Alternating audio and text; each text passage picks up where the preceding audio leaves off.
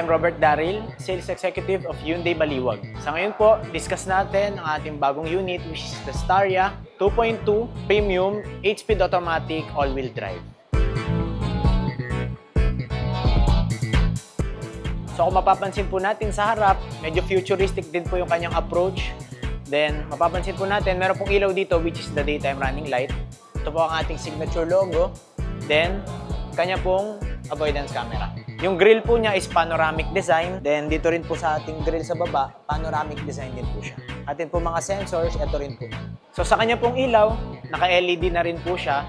And wala po siyang fog lamp. Para po sa ating makina, naka 2.2 turbocharged engine na din po tayo. And automatic po na transmission. Then sa all-wheel drive po, mas maganda po yung all-wheel drive kasi po 100% na lahat ng gulong natin is gumagana. Para po sa ating front suspension, naka MacPherson strap na rin po siya.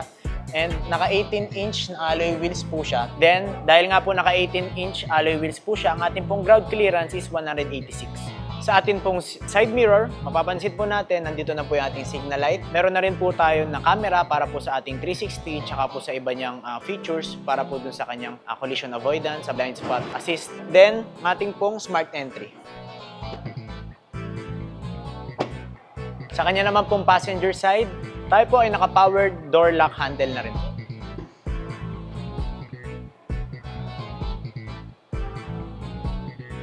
Para po sa rear side ng sasakyan, makita po natin ang ating brake lights. Meron po tayo ditong defogger, yung mga linya po na to. Then, ating logo, Hyundai Staria. Ang ating pong brake lights, signal light, and then yung kanyang reverse camera. So sa atin pong rear end trunk, naka-automatic na rin po siya. Isang pindot lang po natin, bubukas na po.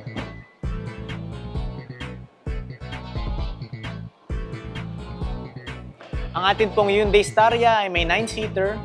So, fold lang po natin siya para po magamit natin yung likod if ever po na walang uupo. Then yung likod po niya is pwede natin paglagyan ng dalawang balikbayan box or mga luggages po na pwede natin ilagay like groceries or etc.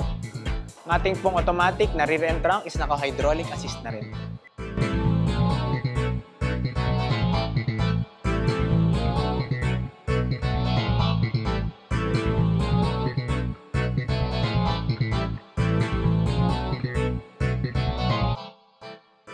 Para po sa ating driver side, mapapansin po natin, tayo po ay naka-leather na, durable plastic. Then dito po sa ating infotainment, nandito po yung ating control sa windows. Then, ang ating pong unlock and unlock, then control po ng ating side mirrors.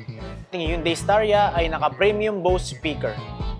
Ang ating pong seats ay naka 8-way powered na po siya. So, kapag gusto po natin siyang palikod, paharap, depende po sa ating driving habit.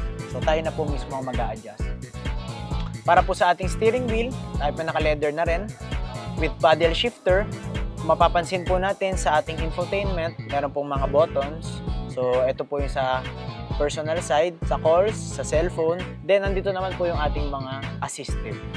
Ang ating pong steering wheel ay naka-tilt and telescopic na rin po. So, depende na lang po sa kung paano siya gustong imaneho, pataas or pababa.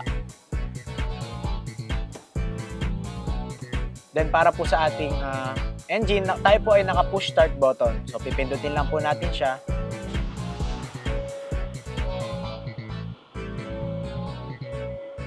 Para po sa ating LCD, tayo po ay naka 6-inch na rin po. So, touchscreen din po yan. Para po dito, meron po tayong ventilated seats. So, kung gusto po natin na malamig ang upuan, pindutin lang po natin to. Lalamig na po yung upuan ng driver side. So, dito naman po sa passenger side. Then, kung gusto po natin na mainitan, tanggalin lang po natin ito.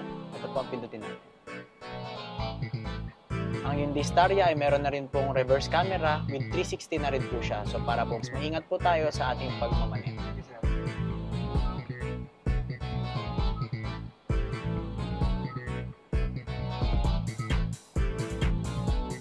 So tayo po ay naka-shift by wire, button type na rin po siya. So hindi na po siya yung traditional shifter na ito po is pipindutin na lang po kung gusto natin mag-neutral. Gusto natin na tayo ay nasa park.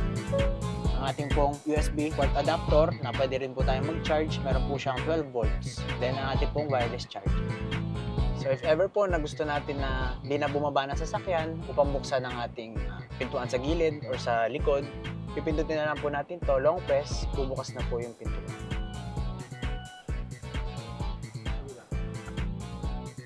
Then, long press lang po ulit para po sumara.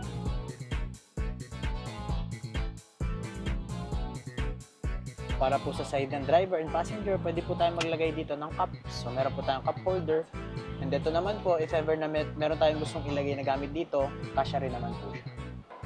Ang Hyundai Staria 2.2 Premium 9-seater ay nagkakahalaga na 2,830,000.